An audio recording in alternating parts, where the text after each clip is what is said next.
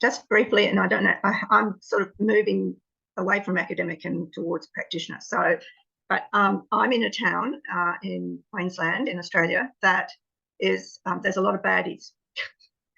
It's being developed everywhere. Any bit of grass is going to have a house on it, and for the wealthy. So this town I came to 27 years ago for its cooperative ethos. Had a lot of cooperative organisations. Anyway, it was a very different town.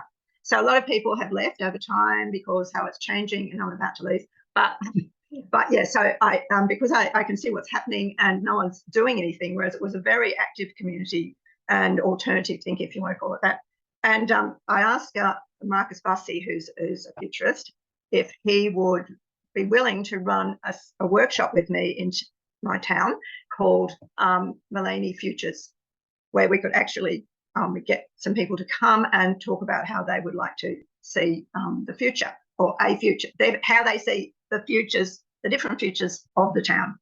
Anyway, they were actually looking for suggestions for this forum, and this was something I thought of, that maybe people would get to see that they actually can do something and at least consider what they'd like their town to be like.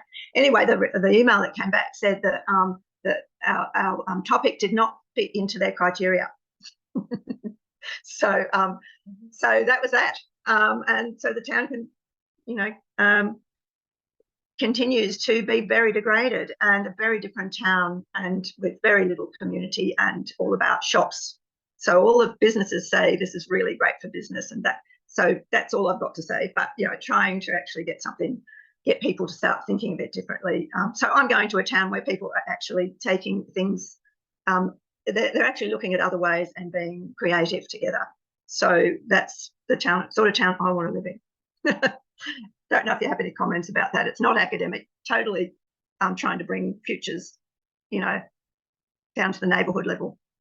Yeah, I mean, I guess it is difficult to just one, convene people and like really just explore different alternatives.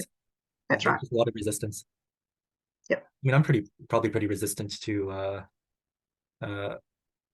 something like that as well. Like, realistically speaking, if someone were to try to get me to, or if someone said to me like, you should reconsider your whole life and think about these alternatives, it'd be really hard for me to do that. It's just it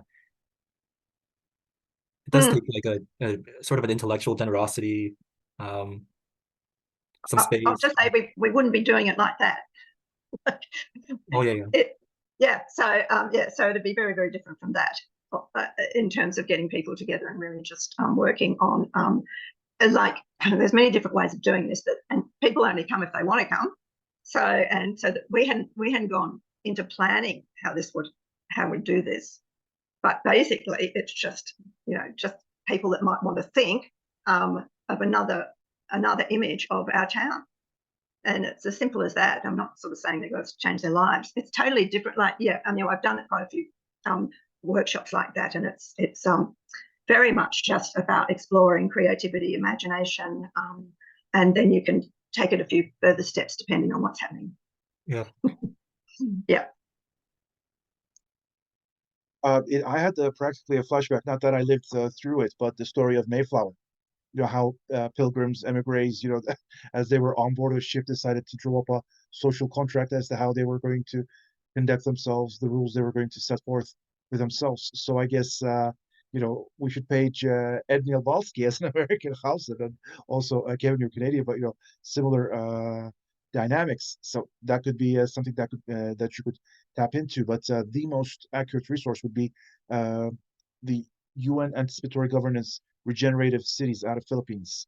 The term regenerative city may be able to will help your town to flourish. I guess their methods, their expertise, and the agendas that they have developed, and since it is at the UN level, it's much easier to navigate through bureaucracy, Marcelle. And I wish you the best.